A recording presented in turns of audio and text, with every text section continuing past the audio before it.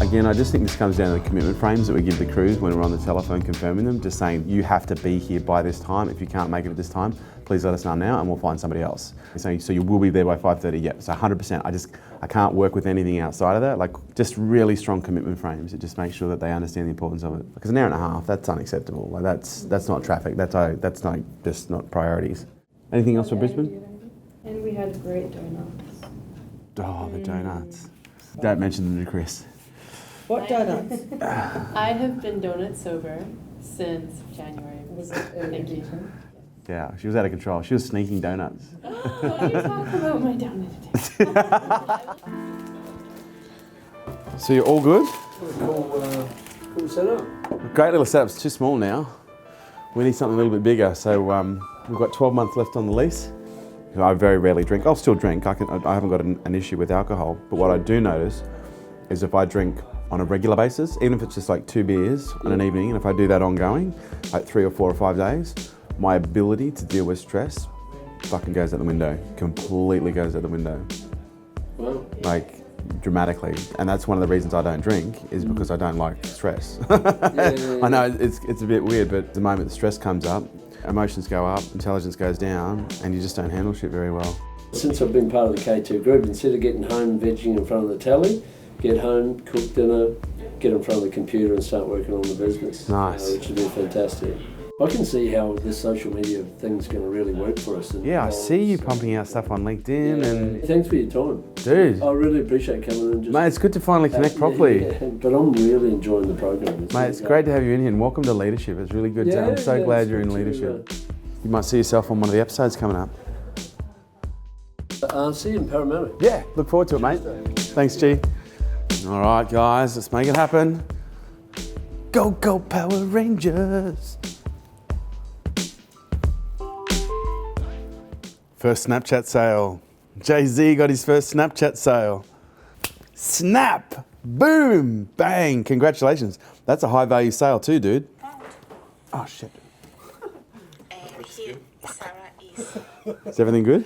Yeah, we're actually just talking about the lessons that we can take from the revolving door and events, how we can look within ourselves, what we can do, the lessons that we can take, what do we need to change. It's hard to know when we don't get feedback from people and we don't do exit interviews. Yeah, what came out this morning is when people don't share, the reason they don't share is because they're afraid.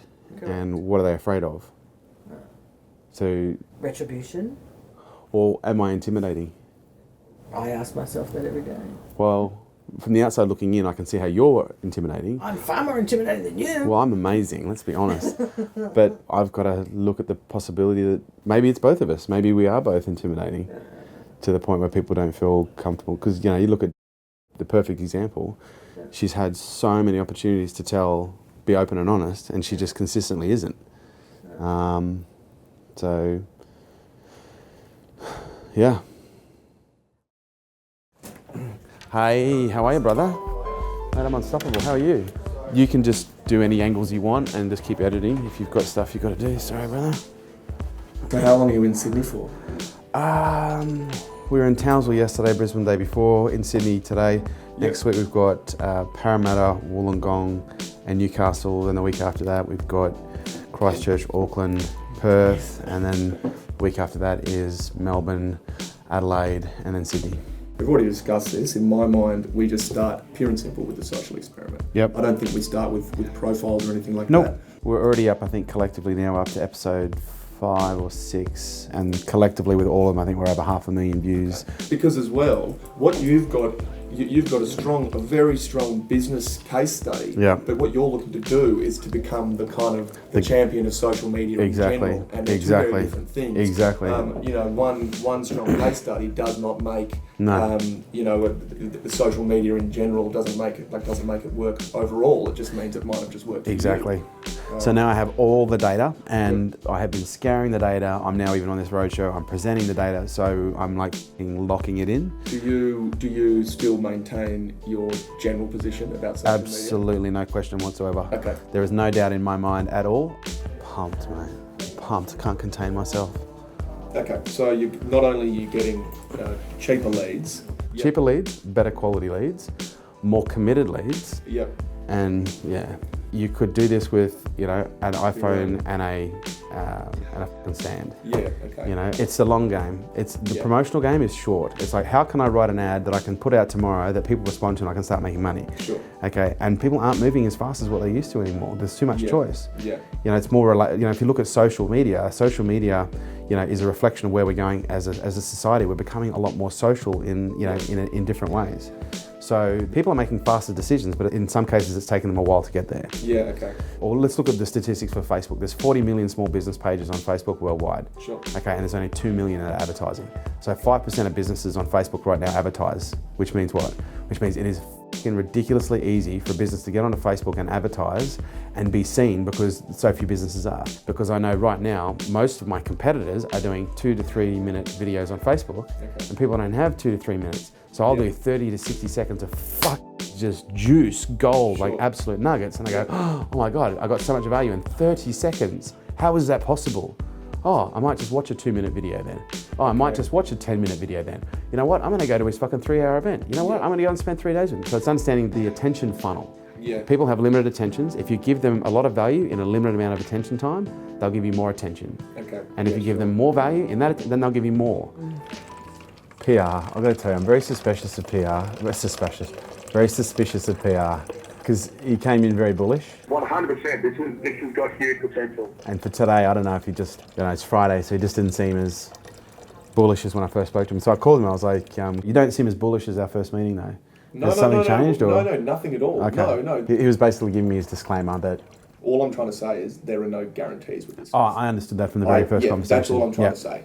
Yeah, and then I was just like, oh, look, if we start off with 3 months, you know, we'll see how it goes. But, I don't know, I'm just suspicious of PR. It's the mystic arts. They're used to being treated by salespeople that they're the prize. You got to reframe that scenario. I'm not here to sell you anything. I'm here to find out whether or not you have what it takes for us to work together. Ask questions, shut the fuck up, let them sit. You're going to feel the discomfort more than anybody. Yeah, I think for me, I'm getting, and I know it is, it's uncomfortable being uncomfortable. It feels uncomfortable. Yeah. What you're doing goes against every single fucking primal piece of wiring that you've been wired with. Yeah. And you got to just do it so often that you just don't care. But really own the fact that your desire to not create discomfort is fucking them up. Because you're doing what everyone else in their life is doing right now. Which is being polite and being kind. And I'm not saying be rude and be arrogant, but what I am saying is build tension. Use tension for the greater good. Apply pressure for the greater good. You know, ask questions that create discomfort for the greater good. You know, you've got the cure for financial cancer. They've got cancer. And right now, I don't know, you guys have let like 15 people go today who have cancer, whose businesses are probably gonna die. Because you couldn't build a case big enough to prove to them they needed this, and now their business is gonna die. And you've got to think, okay, who is that affecting? It's gonna affect their family, it's gonna affect their friend, it's gonna affect their health. And you guys let them go. And I'm not saying this to make you feel bad, I'm saying this because this is what I think when someone walks out of the room who I know I can help, and I'm like, I didn't serve them in that moment. Because you look at the K2 elites and you hear the stories about what's happened with their families, what has happened with their health, what has happened to their business. You know, and their business always comes third. And that's what I think. And so I think that because when I get in the next conversation, I don't think about trying to make the sale. I think about how can I fucking help this person? If I can help this person, I do. And if I can't, I walk away. That's why you've got to build the case. If you can't build the case, don't fucking sell it to them. Walk away. Use that as an opportunity to go, no, you're right, this isn't for you. I had a lady the other night, and fucking how she came up, she goes, you know, I'm just not really sure this is for me. I said, tell me it's straight. She told me, I said, you're right, don't do it. And she's like, but. Does it really work for all businesses? Okay, she said, now I'm confused. I said, why are you confused? Because now I want to do it. And I was like, yeah, but I've just told you, I don't think this is right for you. I said, look, I'll be really honest with you. There's every possibility that you might learn 1 or 2 things that could turn everything around, but there's no guarantees. But there is 1 or 2 chances. And guess what? It was a double. And I said, you're right, it's not for you. Yeah. Let go.